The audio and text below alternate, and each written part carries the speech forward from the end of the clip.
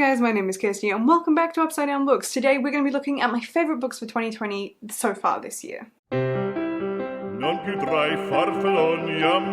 So we're creeping up very slowly to the midway point of the year now, which is mildly terrifying. I don't know how that's happened, it's certainly gone very, very quickly. But I have read some amazing books this year, and in particular, in the last couple of months I've read some really great stuff. So I want to share with you today all of the books in 2020 that have blown my socks off and I've really enjoyed. So let's get on straight into it. I'm going to start with the most recent stuff and then work my way back to the start of the year. Now I do have a review up for quite a few of these, so feel free to follow the cards that I'll put above when I'm talking about them to see my full review and my thoughts on them. The first book that I absolutely loved was A Dystopian by Christina Dolscher, and that was Q. This is all about a dystopian near-future America where population control is out of the window and the government has taken some very questionable steps in ways of controlling that so that they only have the perfect people left. This blew me away. The short chapters made it super addictive and the story on the whole was just horrifyingly believable. That this is definitely one of my favourite dystopians out there at the moment that I've read, and something I would definitely highly recommend. The next book that I really enjoyed was Daughter of the Pirate King by Trisha Levenseller. I was really surprised by this one because I knew I was going to love it,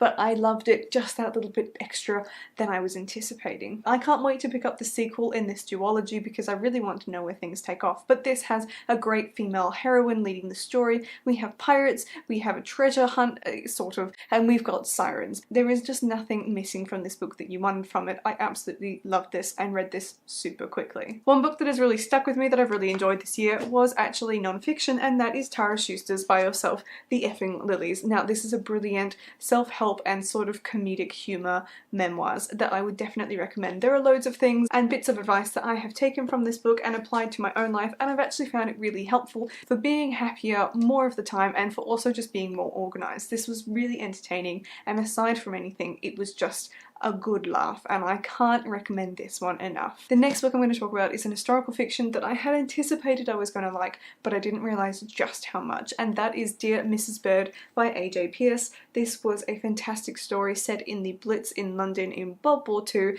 and it is a brilliantly vibrant story with such great language that is really exciting to read with really relatable characters. We follow a main character who wants to be a war correspondent but ends up working as a column writer, but not even doing the writing, just helping pick what goes into this column for a women's health magazine. It's really funny, it's really sad, it's really beautiful, and it's certainly hard to put down. The next book I'm going to talk about is a given, of course, and that is the illustrated edition of Harry Potter and the Prisoner of Azkaban. This was one of the books that I started my year off on, and I just thoroughly enjoyed it. I really love reading the illustrated editions because they are just so beautiful, and it is a wonderful way to revisit the story. So obviously, this is actually one of my favourite books in the series. The first time I read Harry Potter, this was definitely hands down my favourite book in the series, but since rereading it on my last reread, I am actually wondering whether The Order of the Phoenix might actually be my favourite, but this is at least my first or my second favourite. I just can't decide anymore. The next book is a sort of another cheat and a giveaway, but that is Crown of Midnight by Sarah J Maas, because this was another reread for me and I just really enjoyed it. I've since actually bought hardbacks, so I did read the paperback when I reread this one, but I finished off my collection of hardbacks, so I have this beautiful display of them on top of my other bookshelf, which is so pleasing to look at. But I've been really surprised when I've been rereading this series and making my way back through it, how much more enjoyable it is to actually go back into something so familiar. So if you haven't reread Throne of Glass, or if you've done something like I've done where you've read part of it and stopped and now I'm going back to the beginning to remind myself, I would recommend picking it up again because it is just like reading Harry Potter, and all the nostalgia of revisiting the story and all the characters is just wonderful. The next book I'm going to talk about is Sleeping Giants by Sylvain Neuvel. I read the audiobook version of this one and that was just incredible. This is a sci-fi novel that is all about the discovery of these giant robotic body parts, and the whole story is written in dialogue, and it is about them trying to uncover the rest of the body so that they can put it together and pilot this absolutely massive robot with the supposed intention of it being a planetary defense. There's a lot of mystery and intrigue surrounding the story, and you don't really know what their purpose is, what they're doing, who is who, and what's going on, but it is just such a fascinating read, and I loved it so much more for the audiobook performance because it was just so well done.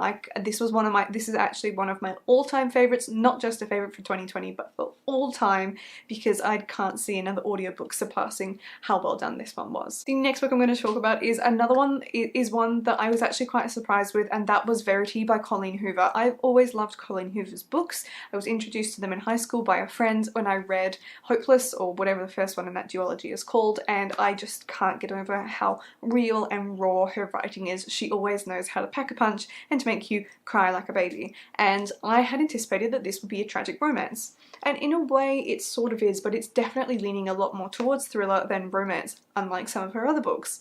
And I could get over how creepy this was. Now, I did actually listen to the audiobook performance of this one, which I really enjoyed. I don't know if it's any better than the physical copy or if you were reading it yourself, but I definitely enjoyed the experience of different voice actors being used for when we are in Verity's perspective and when we are in the main character's perspective, just to help distinguish between the now and the past.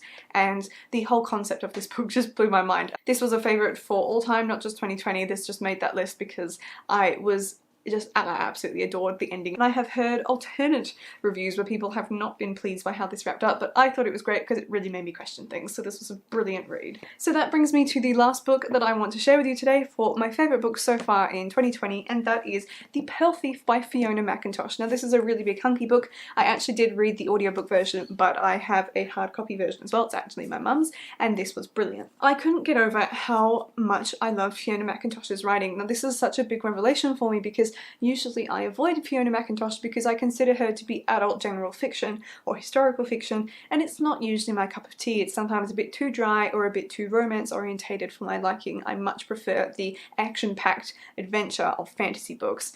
But I have been proven wrong, and now I need to read a lot more of Fiona McIntosh's stuff. This is following a young woman called Severin who has quite a dark and murky history because she was a Jew growing up during the Holocaust. So this is her story, having lived in Prague during the time of the Holocaust, and what happened to her family, what happened to her, where they are now, and some lost family stories as well. I really appreciated the museum side of this because she is actually a specialist in well, not just Jewish, but in antique jewelry, but particularly within Jewish heritage, to work out the provenance, because that is set during the time when there's the whole idea of repatriation going about, trying to return stolen artifacts from the war to Jewish families or anyone else who has had that really invaluable stuff stolen from them. So there's lots of layers to this book. There's a great mystery running throughout it. There's Nazi hunting elements and some just absolutely harrowing tales from her time escaping Hitler's grasp.